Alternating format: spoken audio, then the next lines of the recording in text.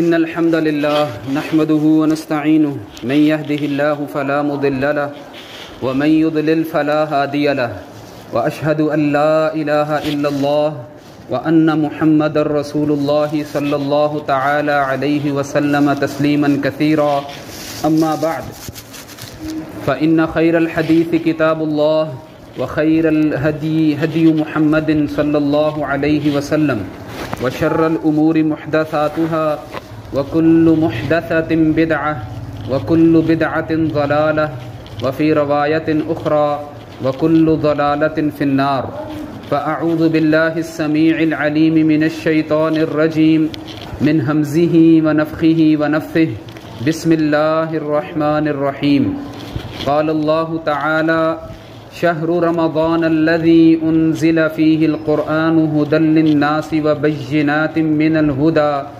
وبينات من الهدى والفرقان فمن شهد منكم الشهر فليصمه ومن كان مريضا أو على سفر فعدة من أيام أخر يريد الله بكم اليسر ولا يريد بكم العسر ولتكملوا العدة ولتكبروا الله على ما هداكم ولعلكم تشكرون وإذا سألك عبادي عني فإني قريب أجيب دعوة الداع إذا دعاني فليستجيبوا لي وليؤمنوا بي لعلهم يرشدون۔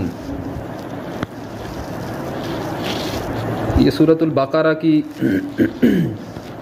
2 آیات ہیں، اور اس رکوع میں اللہ رب العزت نے یہ جو مہینہ برکت والا اس نے ہمیں عطا فرمایا ہے، اس کے اندر ایک خاص عبادت اللہ رب العزت کے لیے بجا لائی جاتی ہے، اس کا تذکرہ ہے۔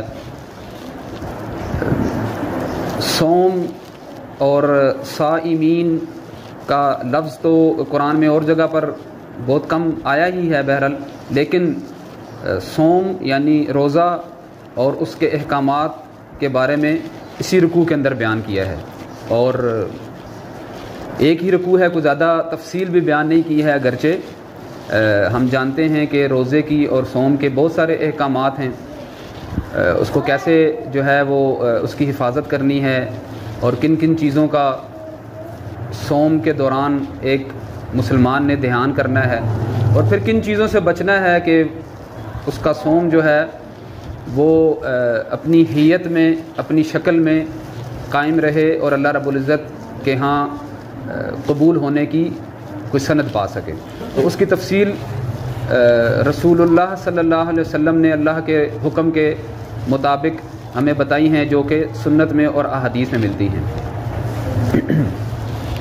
یہاں پر اس کے احکامات ابھی آپ کے سامنے بیان کرنا ہمارا مقصد نہیں ہے، بلکہ روزے کا جو فلسفہ ہے، روزے کی جو غرض اور غایت ہے، جیسے کہ ہر عبادت کی ایک غرض ہوتی ہے، ایک غایت ہوتی ہے۔ مثال کے طور پر صلاۃ ہے تو فرمایا اقیم الصلاۃ للذکری، کہ مجھے یاد کرنے کے لیے، یاد دہانی کے لیے صلاۃ جو ہے وہ ادا کیا کرو۔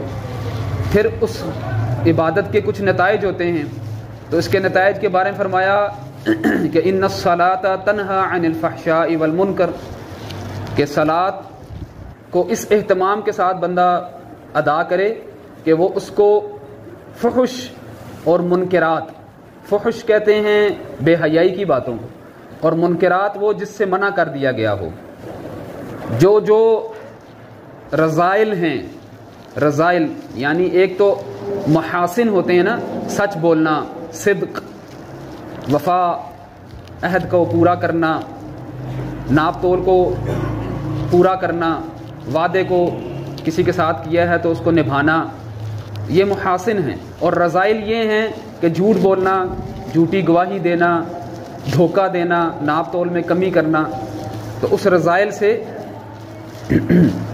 بچا جائے جو کہ منکرات میں آتی ہیں چیزیں۔ تو صلاۃ اگر بندے کے اندر یہ چیزیں نہیں لے کر آتی ہیں کہ اس کو فحاشی سے نہ بچائیں اور اس کو منکرات سے نہ بچائیں، تو صلاۃ اپنے نتائج نہیں لائی ہے، نماز اپنے نتائج نہیں لے کر آئی ہے۔ تو لہٰذا ایک بندہ مومن کو پریشان ہونا چاہیے اگر اس کی صلاۃ اس کے اندر وہ نتائج نہیں لے کر آ رہی۔ بے نہیں صوم جو ہے اس کے بارے میں فرمایا، ایسی جو رکوع کا آغاز کیا، لعلکم تتقون، صوم کی جو غرض اور غایت ہے وعلیکم السلام وہ تقوی ہے۔ اگرچہ تقوی ایک بڑے پیمانے پر بندہ مومن سے اللہ رب العزت ہر وقت ہی چاہتا ہے، اور دیکھیں چاہنے کے لیے پھر اس نے کچھ چیزیں رکھی ہیں، اس میں ایک صوم ہے جو بندے کے اندر تقوی پیدا کرتا ہے۔ اور تقوی آپ جانتے ہیں وقا یعنی بچ جانا، بچنا کسی چیز سے۔ واقینا عذاب النار جو ہم اللہ رب العزت نے ہمیں دعا سکھائی، اس میں بھی ہے کہ اللہ تعالیٰ ہمیں بچا جہنم کے عذاب سے، جہنم کی آگ سے۔ تو تقوی جو ہے وہ بچنے کا نام ہے۔ اب کس چیز سے بچنے کا نام ہے؟ جیسے بھی پہلے بھی عرض کیا، جو منکرات ہیں، جس سے جو منہیات ہیں، جن سے منع کر دیا گیا۔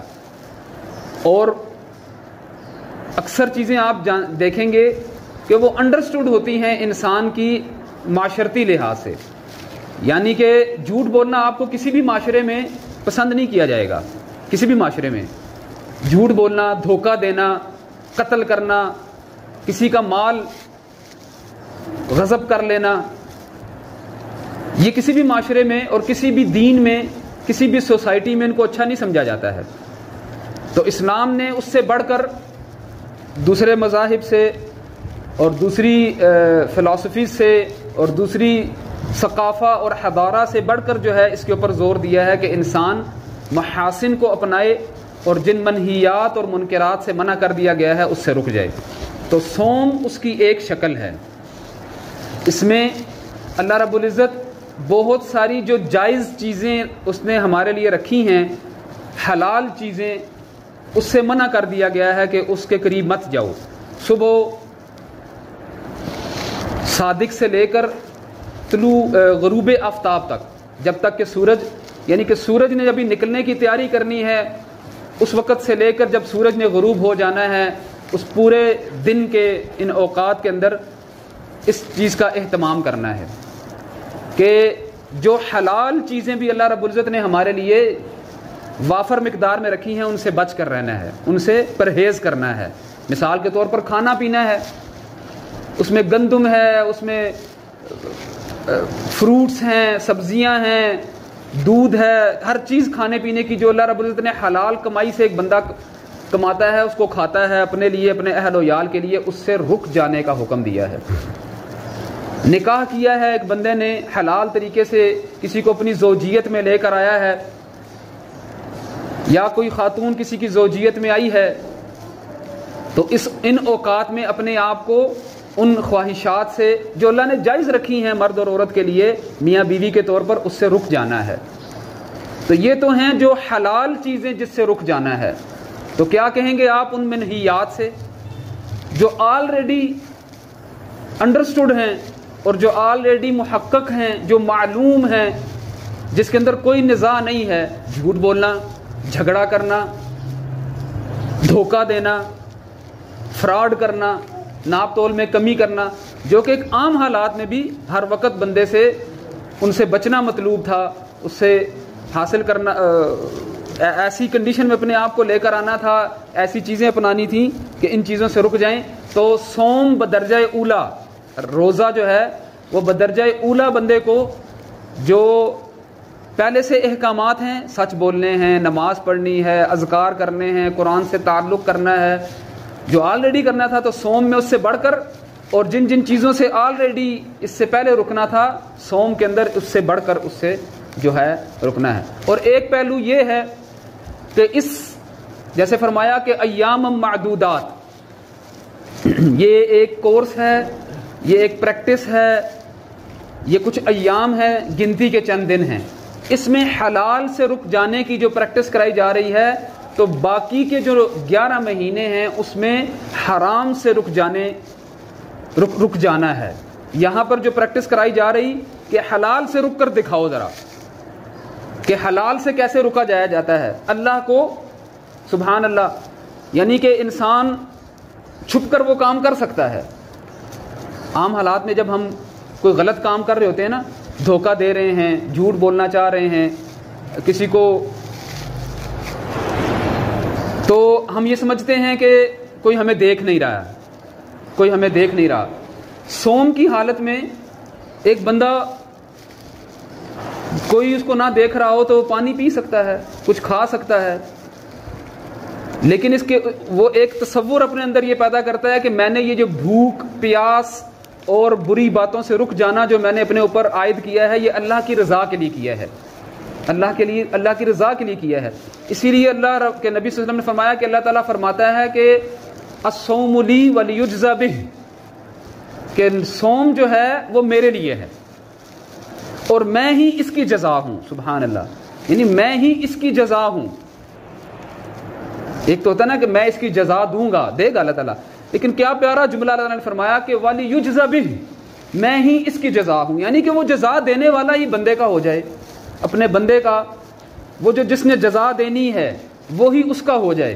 یہ ایک کمال ہے جو بندے کو حاصل ہو جائے، یعنی کہ اب اس کی رضا کو بندے نے پا لیا، اس کی خوشنودی کو اس بندہ مومن نے پا لیا. کس طرح کہ جس خوف اور جس تقوی اور جس ڈر جانے کو اللہ تعالیٰ نے بندے کے اوپر عائد کیا تھا، اس نے اس کو اپنے اوپر عائد کیا، حلال چیزوں سے رک گیا. اب باقی کے 11 مہینوں میں اس نے حرام سے رکنا ہے، بس حلال آپ کھائیں.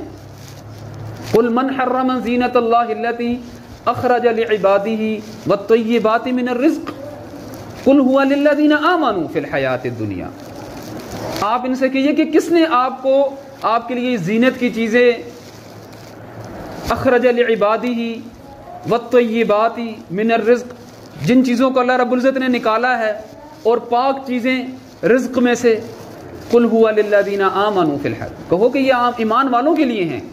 بڑھو اس کے اندر آگے، تجارت کے اندر حلال طریقے سے آگے جاؤ عثمان رضی اللہ تعالیٰ عنہ کی طرح، شجاعت میں آگے آنا ہے خالد بن ولید رضی اللہ عنہ کی طرح، صداقت میں آگے آنا ہے تو ابو بکر صدیق جیسے بنو، سچائی میں اور انصاف قائم کرنا ہے تو عمر بن الخطاب رضی اللہ عنہ جیسے بنو، وفاداری اور علم اور حکمت میں آنا ہے تو علی رضی اللہ تعالیٰ عنہ جیسے بنو. تو تمام جو ہیں وہ پریکٹسیں جو کروائی جاتی اللہ رب العزت کی طرف سے، وہ اس لیے کہ انسان باقی زندگی کے دنوں میں وہ جو رک جانے والی چیزیں ہیں اس سے رک جائے اور اللہ کی رضا کو حاصل کر لے. لعلکم تتقون، تاکہ تم پھر پرہیزگار بن جاؤ، تقوی اختیار کر لو. کیا پیاری مثال عمر رضی اللہ عنہ نے اس کی سمجھائی ہے کہ تقوی یہ ہے کہ جیسے تم خاردار جھاڑیوں سے گزرتے ہو، اس کو گزرتے ہوئے اپنے پہلو کو، اپنے کپڑوں کو کس طرح بچا لیتے ہو کہ مبادا اس کے اندر الجھ کر تمہیں بھی اور تمہارے لباس کو نقصان نہ پہنچا دیں. تو عرض کیا بالکل ایسا ہی کرتے ہیں. فرمایا یہی ہے کہ دنیا کے ان مظالم میں، دنیا کی یہ جو دعوتیں ہیں برائیوں کی، نفس کی طرف سے، شیطان کی طرف سے، معاشرے کی طرف سے، بیوی بچوں کی طرف سے، خاندان کی طرف سے، حکمران کی طرف سے، یہ جو دعوتیں ہیں، بلاوے ہیں نافرمانیوں کے، اس سے اپنے آپ کو بچا لو، اپنا پہلو بچا لو، اپنا پہلو بچا لو.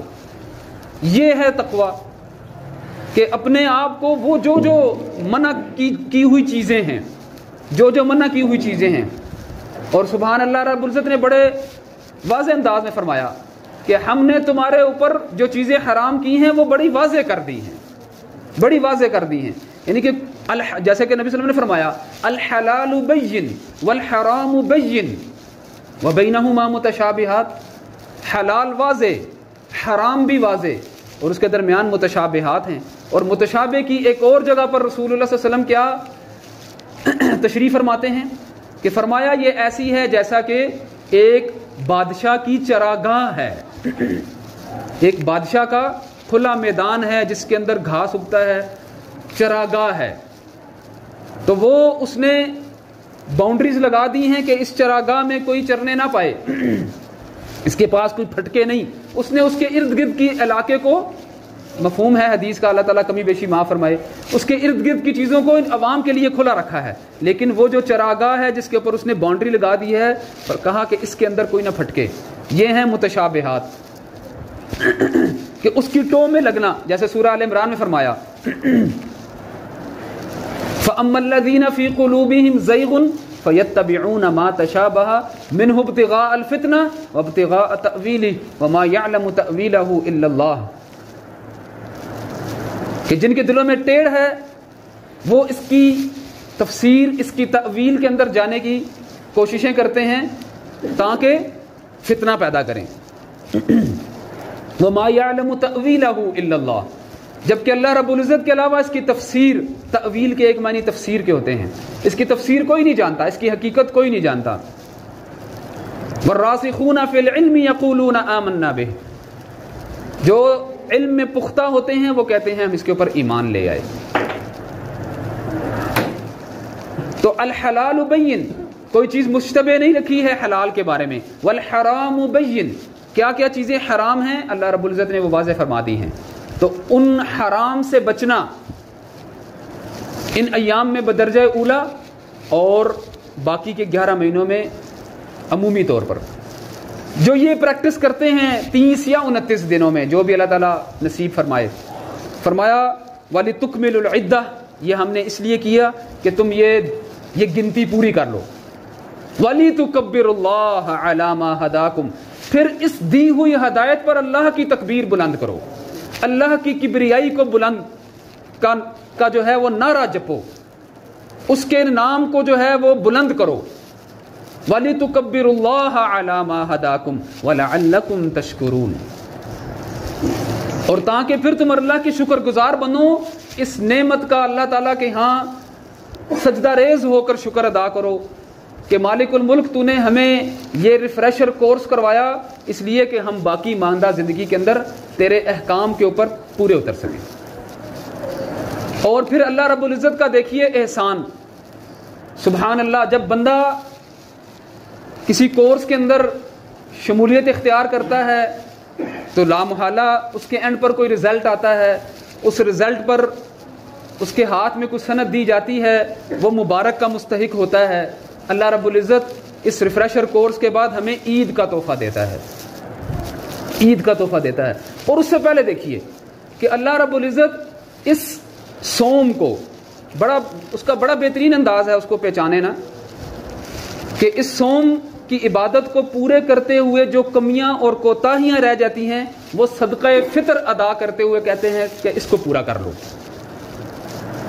ایک تو غریبوں کی مدد، یعنی کہ بہت سارے اسلام کے احکامات کے کوئی ایک جانب نہیں ہوتا ہے، کوئی ایک حکمت نہیں ہوتی ہے اس کے اندر کہ وہ اپنا جو عبادت کے اندر کمی بیشی رہ گئی لو، اب جو تمہاری کمی آپشن آتے ہیں نا، یہ پیپر اس کا رہ گیا تو سپلیمنٹری میں اپیئر ہو جائیں، سپلیمنٹری میں اپیئر ہو جائیں تاکہ آپ سارے سبجیکٹس پورے کر لیں، فیل نہ کوئی رہ جائے، آپ کا نتیجہ مارک شیٹ کے اوپر ہر ایک سبجیکٹ کلیئر ہو جائے. سبحان اللہ. اللہ تعالیٰ نے اس سے پہلے کہ رمضان ختم ہو ایک یا 2 دن پہلے کہا کہ تم یہ اپنے مال میں سے، اور سبحان اللہ بچے جو اس بچہ بھی پیدا ہوا ہے عید سے پہلے اس کا بھی، اس کی طرف سے بھی وہ صدقۃ الفطر ادا کرو، اپنے آپ کو پاک کرو، وہ تقوی جو اللہ تعالیٰ کو مطلوب ہے وہ حاصل کرنے کی کوشش کرو. اب جب تم یہ کر لو تو یہ عید کا دن ہے 1 شوال کا، اس میں خوشیاں مناؤ. اور خوشیوں کا طریقہ بھی بتا دیا، کوئی چیز اللہ تعالیٰ نے ایسے ہی نہیں چھوڑ دی ہے کہ انسان اپنے عقل کو صرف استعمال کرے اور اس میں ٹھوکریں کھاتا پھرے. اس کا سب سے بہترین طریقہ یہ ہے کہ آج سجدے زیادہ کرو، آج ایک نماز زیادہ پڑھو، اس میں تکبیرات اس سے بڑھ کر کہو، ایک دوسرے سے ملو، اجتماع کرو، ایک دوسرے کے گھر جاؤ، ایک دوسرے کو مبارک باتیں دو، اس کے اوپر خوشیاں مناؤ. جیسے ایک بچہ پاس ہو جانے کے بعد سب کو بتاتا ہے کہ میں آج پاس ہو گیا، تو اس طریقے سے ایک دوسرے کے ساتھ خوشیاں مناؤ. تو یہ خوشی کا دن اللہ تعالیٰ ہمیں نصیب فرمائے. لیکن دیکھیں اس سے پہلے ایک اسٹوڈنٹ، ایک بچہ صرف یہ دیکھے کہ جی ایک دن 1 مارچ کو 28 فروری کو رزلٹ آنا ہے اور صرف اس کو دیکھتا رہے اور کہے کہ مجھے مل جائے گی اچھی سند اور اچھا رزلٹ، اور ابھی جب اس کے پیپر ہو رہے ہیں تو وہ سویا رہے، وہ بیٹھا رہے، وہ کوئی تیاری نہ کرے، وہ کوئی محنتیں نہ کرے. اما عائشہ صدیقہ رضی اللہ عنہ فرماتی ہیں، دیکھیں ہمارا الٹا کام ہے، رمضان کے شروع میں مسجدیں بھری ہیں، کھچا کھچ لوگ آ رہے ہیں، کاروبار بھی جلدی بند ہو رہے ہیں، دوسری ایکٹیویٹیز بھی جلدی ہو رہی ہیں، آخری عشرہ آتا ہے اتنی سستیاں. حافظ صاحب ہیں تو انہوں نے 20 21 22 کو ختم کرا دینا ہے، اس کے بعد چھوٹی چھوٹی صورتیں ہیں ان کے پاس. سبحان اللہ. اما عائشہ فرماتی ہیں رسول اللہ آخری عشرے میں اپنے ازار بند کو اور کس لیتے تھے، اور زیادہ صدقہ کرتے تھے. عام دنوں میں تو صدقہ کرتے ہی تھے، آخری 10 دنوں میں اور زیادہ صدقہ کرتے تھے، اور زیادہ عبادتیں کرتے تھے. ہمارا حال الٹا ہے، ہم اور ریلیکس ہو جاتے ہیں. تو لیلۃ القدر جس کو ہم سارے سال بیان کرتے ہیں وہ ان دنوں میں ہے. اور جو گزر چکا اس کے اوپر اترائیے نہیں کہ جی پہلے عشرے میں بہت کر لیا، دوسرے میں بہت کر لیا. نہیں، جو گزر چکا وہ گزر چکا، اللہ قبول فرمائے انشاءاللہ. لیکن جو باقی ہے اس کی فکر کریں. جو باقی ہے سمجھدار وہ ہے کہ اس کی فکر کرے، اس میں محنت اور کوشش کرے. جو راتیں ہماری 3 کیا آپ جتنی بھی 6 باقی ہیں اس میں اور مزید جاگیں، اور زیادہ کوششیں کریں، اور زیادہ اللہ سے مانگیں. دیکھیں وہ شب برات اس کے مقابلے میں بنا کر 15 شعبان کو منائی جاتی، ہم اصل کو منائیں نا.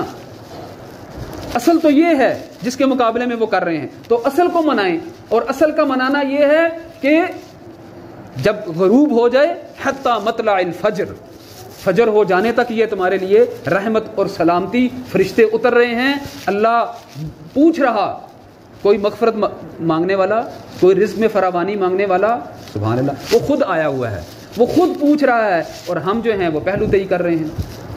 یعنی کہ پیپر ہو رہے ہوں اور ایک ٹیچر اسٹوڈنٹ سے کہہ رہا ہو بچے کوئی سوال سمجھ نہ آیا ہو مجھ سے پوچھو، کسی کا جواب نہ آ رہا ہو مجھے بتاؤ، اور ہم کہیں جی کہ ضرورت نہیں ہے. تو اللہ رب العزت ہمیں خود کہتا ہے بخشش مانگنے والے، رزق مانگنے والے، پریشانیوں سے چھٹکارا مانگنے والے، اولاد مانگنے والے، کوئی پریشانی ہے مجھ سے مانگو. یہ ہیں دن، بنائیے اپنی تقدیر اس میں. یہ ہے وہ دن جس میں اس کو لیلۃ القدر کہتے ہیں. قدر ایک اس کے معنی عالی شان کے بھی ہیں اور ایک اس کے معنی تقدیر اس میں لکھی جانے کے بھی ہیں. جیسا کہ دوسری احادیث کے اندر بہت سارا اس کی بات آئی کہ آئندہ سال تک کے ہر ایک کے معاملات جو پیش آنے ہیں وہ سارے لکھے جاتے ہیں. تو یہ دن ہے، لکھوائیے اپنے لیے بہتری. اور اس کے بعد جو میں عرض کر رہا صدقۃ الفطر، تو اس کو ادا کیجئے، مستحق تک پہنچائیے. 2.5 سے 3 کلو کی جو ہے وہ مقدار تقریباً بنتی ہے. ایک سا جو ہے وہ ادا کرنے کا جو ہے شریعت کے اندر حکم ہے. اور سا ایک پیمانہ تھا، اب نہیں ہے. اس کا برابر جو ہے اس کا متبادل جو ہے وہ 2.5 سے 3 کلو کا مقدار بنتا ہے. تو جیسا کہ انسان اچھائی پانے کے لیے ہمیشہ اچھی چیز اور بڑی ہوئی چیز کو ہی پسند کرتا ہے، تو ہم اچھی چیز کو 50 روپے کا 100 روپے کا فرق ہی پڑے گا نا پر ہیڈ. تو زیادہ سے زیادہ کی کوشش کریں کہ وہ جو اوپر والا پیمانہ ہے اس کو اپنائیں. تو 3 کلو کی کوشش کریں کہ ہم اس کے مقدار کے مطابق. سب سے بہتر اور افضل اور سنت طریقہ یہ ہے کہ وہ اجناس دی جائیں. گندم دی جائے، جو دی جائے، کشمش دی جائے، کھجور دی جائے، پنیر دی جائے، چاول دیے جائیں. وہ اجناس دی جائیں جس کو جو مسکین ہے، جو غریب ہے، اس کو دے دی جائیں. اور اگر وہ سہولت نہیں ہے تو اس کے متبادل اس کی رقم دے دی جائے پر ہیڈ. ہر بندے گھر کے ہر فرد کی طرف سے جو گھر کا نگران ہے، جو بڑا ہے، اس نے وہ ادا کرنی ہے. تو اس کے لیے جو ہے وہ تقریباً ہم جو ہے وہ سوچ رہے ہیں کہ اگر 80 روپے کلو کی گندم کے حساب سے جو خالص ہے چکی سے ملتی گندم، اس کے حساب سے کریں تو 240 250 روپیہ 3 کلو کے بنتے ہیں. تو 2.5 کریں تو 200، تو 200 سے 250 کے درمیان ہیں. تو اس کے مطابق جو ہے وہ اپنی فطرانہ ادا کریں. اجتماعی طور پر یہاں پر ہم کوشش کرتے ہیں کہ تاکہ دیکھیں ایک فرد ہے، اس کو ایک شخص معلوم ہے، یا ایک کوئی خاتون معلوم ہے، یا ایک کوئی گھرانہ معلوم ہے، تو وہ ہو سکتا ہے کہ اپنی یا کسی دوسرے کی صدقۃ الفطر اکٹھا کر کے اس کو دے دے. تو وہ اتنی مقدار نہ بنے گی کہ اگر ہم اکٹھا کر لیں بہت سارے لوگوں کا، 40-50 لوگوں کا، اور پھر ہم 10-15 بندوں کا فطرانہ اس ایک گھرانے کو، اس ایک گھر کو دے دیں تو وہ زیادہ اس کے لیے فائدہ مند ہوگا. تو اس طرح کی کوشش کی جاتی ہے کہ ہم اس فطرانے کو یہاں پر اجتماعی طور پر اکٹھا کر لیں تاکہ مستحقین تک اس کو پہنچانے کے لیے اس کی اچھی مقدار اس کو پہنچا دیں. تو آج اس کو ادا کر دیجئے تاکہ ان کو مستحق تک پہنچا دیں. دوسری بات جو ہے وہ صلاۃ العید کی ہے. انشاءاللہ اگلا جمعہ جو ہے وہ ہمارا عید کے دنوں کا آئے گا. یا تو جمعرات کو عید ہے یا جمعے کو عید ہے. تو عید کی صلاۃ کے لیے جو ہے وہ آنے کے مختصراً یہ کہ اس کے لیے جو ہے وہ جتنا اچھا لباس، نیا لباس پہنیں، خوشبو لگائیں، نہا دھو کر اپنے بچوں کو، حتیٰ کہ خواتین کو بھی انتظام ہو سکتا ہے نیچے نا، خواتین کے لیے بھی ادھر انتظام موجود ہے، اگر وہ بھی آنا چاہیں تو خواتین کے لیے بھی انتظام یہاں موجود ہے. تو خواتین کو بھی اپنے ساتھ لے کر آئیں، اور جو ہے وہ ایک راستے سے آنا چاہیے اور جو ہے وہ دوسرے راستے سے واپس جانا چاہیے. تکبیرات صحابہ کرام کا جو ہے وہ عمل رہا ہے، نبی صلی اللہ علیہ وسلم کا حکم رہا ہے، جیسا کہ قرآن کی آیت سے بھی آپ کو بتایا وَلِتُكَبِّرُوا اللَّهَ. اور صدقہ عید الفطر کے لیے سنت یہ ہے کہ عید کی صلاۃ سے پہلے کچھ منہ کے اندر ڈال کر آئیں، کچھ کھا پی کر آنا چاہیے. متضاد عید الاضحیٰ کے کہ وہاں پر صلاۃ سے پہلے کچھ نہ کھانا جو ہے وہ سنت ہے، صلاۃ کے بعد جو ہے عید کی نماز پڑھ لینے کے بعد کھانا چاہیے. جبکہ عید الفطر میں عید سے پہلے کچھ گھر سے کھا کر نکلیں تاکہ یہ ایک ذہن میں آئے کہ آج روزہ نہیں ہے، آج روزہ نہیں ہے، آج عید کا دن ہے، اور عید کے دن روزہ رکھنا بھی ممانعت ہے. تو جہاں تک وقت کی بات ہے تو 5:15 بجے جو ہے سورج طلوع ہو جائے گا. تو ہمارا ارادہ یہ بنا ہے کہ 6:30 بجے عید کی صلاۃ رکھیں. ٹھیک ہے، 6:30 بجے انشاءاللہ عید کی صلاۃ ہم ادا کریں گے، جمعرات کو ہوئی یا جمعے کو ہوئی. تو اللہ تعالیٰ سے دعا ہے کہ وہ ہمیں اس باقی ایام کے اندر اپنی جو عبادات ہیں ان کو صحیح معنوں میں سمجھ کر ان کو عمل کرنے کی توفیق عطا فرمائے. اس میں جو کمی کوتاہیاں ہیں اللہ تعالیٰ، ہم کمزور ہیں، ان کو درگزر فرمائے، ان کو معاف فرمائے، باقی ایام کو اچھے طریقے سے گزارنے کی توفیق عطا فرمائے. اللہ ہمیں، ہمارے اور آپ سب کے گناہوں کو معاف فرمائے.